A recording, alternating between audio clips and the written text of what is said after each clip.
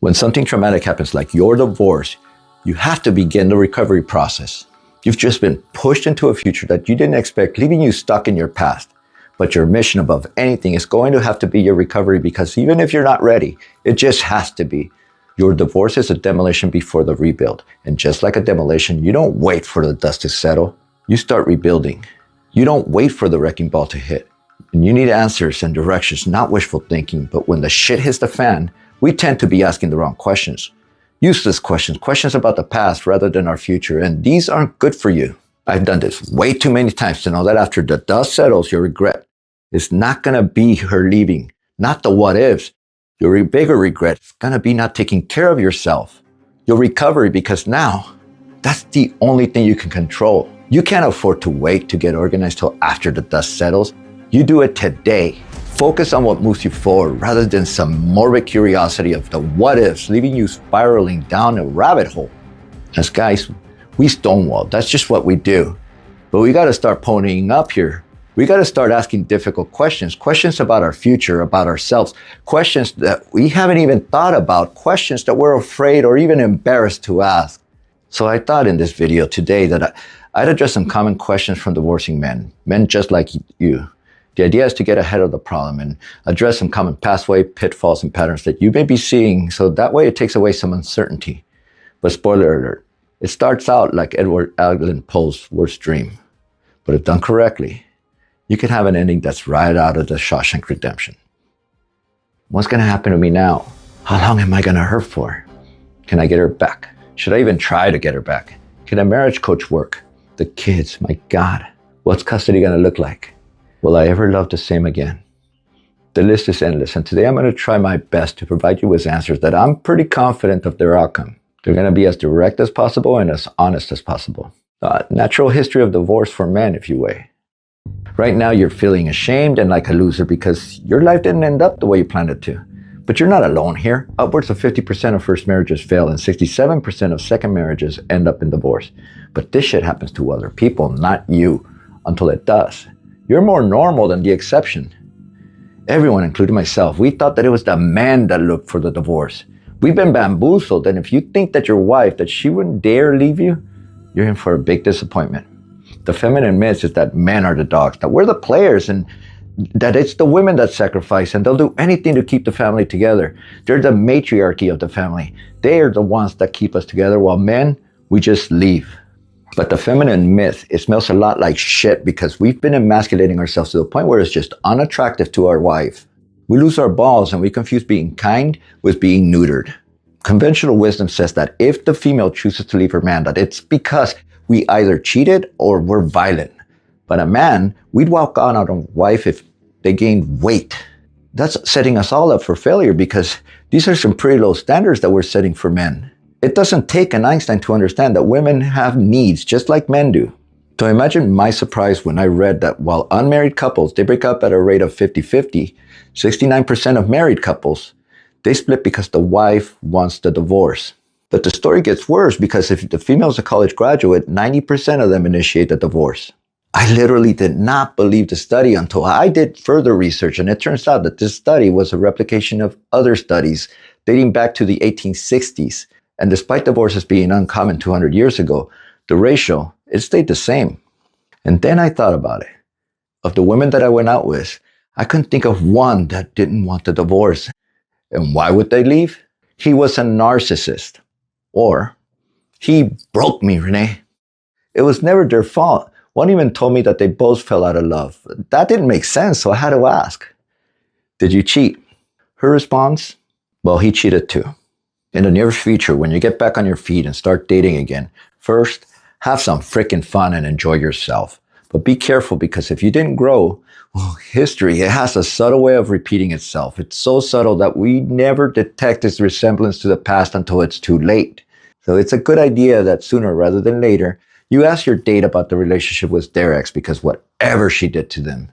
You're not that special. Don't be so arrogant to think that she won't do it to you. That's why in all my videos to date, they're about the female leaving the male. But just do a Google search and type, my spouse wants a divorce, and look at the results. Husband wants a divorce. Help, my husband wants a divorce. What to do when your husband wants a divorce. And the list goes on. And I didn't cherry pick here. We've lost our common sense here and we let ourselves become weak as our balls have shriveled and turned into fucking ovaries. But instead of fixing ourselves, what we do is we try to fix the marriage, all done under the umbrella of fixing ourselves. But a key piece of the pie, a key piece of ingredient, the missing one is motive, why you're doing this. And it's all fucked up because we just delayed the inevitable. And as a proud divorce and recovery coach, one with proven success, I can look at you in the eyes and tell you the truth about my program, along with what to expect. But it's also a hard sell because I'm selling you your reality and they're selling you your past. And you're in a house of cards. The wind is starting to blow. Not putting blame or bitterness here. This is about your awareness, knowing that this is your time to grow, to rediscover yourself, use your emotional intelligence. That needs to be your base and make it your superpower because we all have it at our disposal. It's reachable. It's available. It's not like IQ where it's just a skill necessary for academia and take it from someone that went to medical school here. I've met some really intelligent people that have made some really stupid mistakes, and I include myself in this picture. So, can you get her back? Can you save the marriage? It depends. It depends on why she wants a divorce. Here's the paradox. If she has a reason to leave because of infidelity, that can actually be fixed. But infidelity because of her or she needs to find herself again, you'd sooner get an apology because the odds are against you. The love's just gone by now. And it takes an average of 2 years for a woman to go from contemplating the divorce to actually telling her husband that she wants one. So by the time she tells you, she's already moved on and she's already grieved the marriage. Those last 2 years, they lived in them with quiet desperation, not knowing what to do until that anger, that resentment, it just built up. And she blames you for everything, including her unhappiness, because now you're her obstacle. So when a woman tells you that he broke me, what you should really hear is, I waited till I could blame him for every single shit that he's done. Your ex, she's going to blame you for everything. She's going to treat you with contempt. So imagine her relief when she tells you those final 4 words, I want the divorce. Here's what you're up against. Full disclosure. I've been divorced twice. And the first marriage, my first marriage, it was me that left. The mother of my children, and I walked out. And the day I told her I wasn't going back, that fate, it was sealed. I was relieved when I told her. I'm telling you this because you need to know what you're up against. You can promise, cry, manipulate, beg, but changing free will, changing love, it's said that the devil himself can't do it. So what makes you think that you can? When I went through my second divorce, my biggest fear was to be that guy, the one that years later was still fighting over a brain-dead marriage. My then wife, she was highly detached and I was incredibly alone. I had no confidence. And I looked into Save My Marriage coaches, but I studied my own feelings about my divorce, became more self-aware, and I realized something, that my biggest fear wasn't losing her. She had left me a long time ago. My biggest fear was never replacing her. And I was right. I never did replace her. Never tried to. And that's my hope for you, because it is a statistical probability that you will also meet someone else, someone better. Remember the Facebook group, the one I started, the one I mentioned earlier? 50% of the guys, they looked into Save Your Marriage coaches and 18% of them, like me, did not join. But 32% of them did, only to end up split in my divorce support group.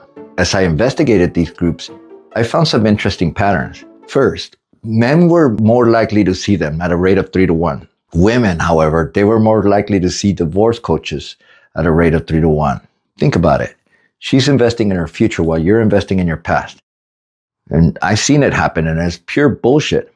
When I ask these coaches when it's time to throw in the towel, they give me the old word salad. You know the type. Well, the real question is, have you exhausted all avenues for reconciliation? Because at the end of the day, it's about holding on and letting go. Because sometimes holding on is about letting go, and letting go is about holding on. And it's only when you understand that both can coexist simultaneously that you can find a real answer that you never really had a question for. I'm just fucking with you. I was interested in joining. What the fuck did I just say, by the way? Made no sense. That is until I found out why she was leaving me, because when I found out about her paramour, I would have been even more pissed as to how bamboozled I was. Who knows, I probably would still be married to her, but I know I wouldn't be happily married because she didn't just cheat. She fucking made an ass out of myself. And I looked into the groups, not the coaching, but the groups, the Save Your Marriage groups. And I was hoping to find some success story, but I saw some self-blame and pity. And many of these guys were in the program for years, and these men were buying into hope rather than the reality. And they were scared. They were lonely, incapable of moving forward. And they were my motivation to move forward because I didn't want to be one of them. That scared the shit out of me. So I did something I've ever only done once in my life: surrender. It was spiritual cleansing. I did a study looking at the long-term relationship between divorced men and their kids. The idea, it came from a friend of mine who years prior to my divorce, this guy, he was an outstanding dad, but his wife, she wanted to divorce him and he took it hard. I mean, really hard. And his kids, they suddenly turned on him. Now, these were teenagers, parental alienation was unlikely. Little did I know that years later, I would be looking into this phenomenon because what happened? In my study, 58% of men who had been separated for over a year said that the relationship with their children improved. The majority of cases showed a stronger father-child bond. 21% of dads said that the divorce did hinder the relationship with their kids. Now, you might think that parental alienation was involved, but it wasn't. I dug deeper and I found something fascinating because 56% of the men still trying to get their ex back had a deteriorating relationship with their children. 71% of the men that moved on, they improved the father-child relationship. Kids will gravitate towards the parent handling the breakup better no matter who walked out on the marriage. So instead of saying, I'm staying for the kids, you really need to start asking yourself some difficult questions as to your real motive. Because kids, they will naturally gravitate towards the parent with a healthier outlook on life rather than the one stuck in bitterness. And in some cases, kids have actually told their dads that they need to give up. They need to just move on and get over with. That's how detrimental it is for some of them. Now, I have to say, I, like most men, love being a single dad.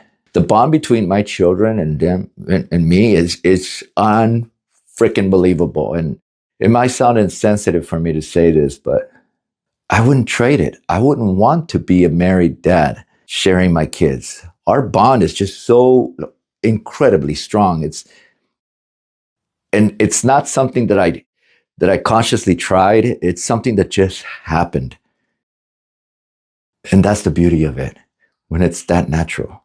And a broken heart, it has a funny way of making you see only your flaws as you seek deeper into self-pity. But the longer you stay in this funk, the more intense your anger is going to become. And you're going to be angry at yourself for not allowing yourself to live.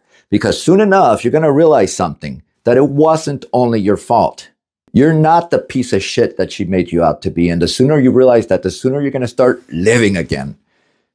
I don't get this question often because right now it's hard for you to see beyond the reflection of a mirror. You might find it inappropriate to ask.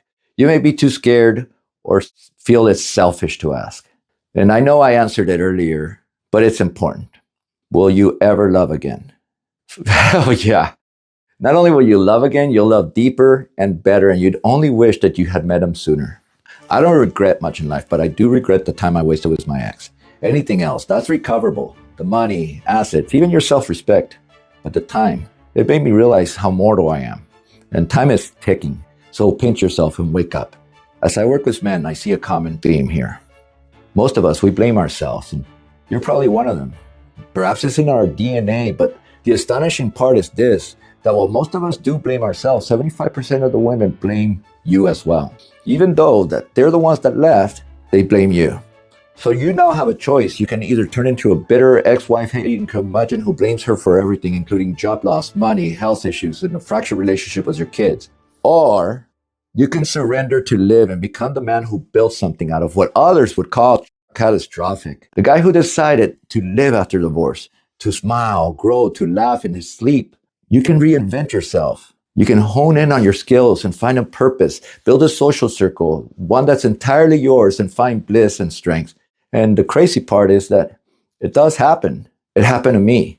I shared a lot of information in this video, and for research purposes, please let me know what was most impactful for you. Your input's not just for me though, it's also for the guy watching after you, trying to make sense of his own mess. Let them know. Have you ever worked with a relationship coach? And if so, what was your experience like? What about your kids? How's their relationship with you? Because you've just been handed an opportunity here. And We all know the unenviable position that you've been put in, and you need guidance. You need the best. So join our Facebook community or schedule a free consultation by hitting the link in the comment section underneath. And if you're not ready, that's fine. You can watch the next video, the one right here saying how to make her regret ever leaving you.